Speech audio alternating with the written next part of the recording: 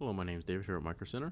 Today I'm going to show you how to install and remove RAM from the new PowerSpec NUC1.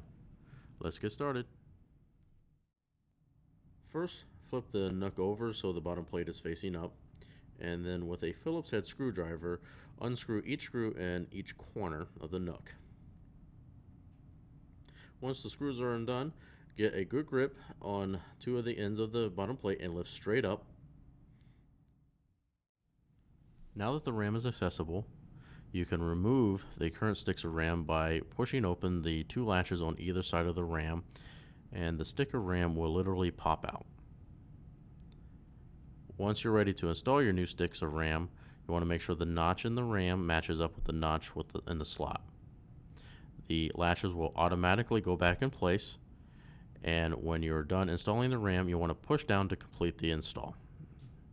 This locks it in place. Once you have your RAM installed, just go ahead and insert the bottom plate back on and tighten up the screws. And that concludes today's video. If you have any further questions, please visit microcentertech.com, and thank you for watching.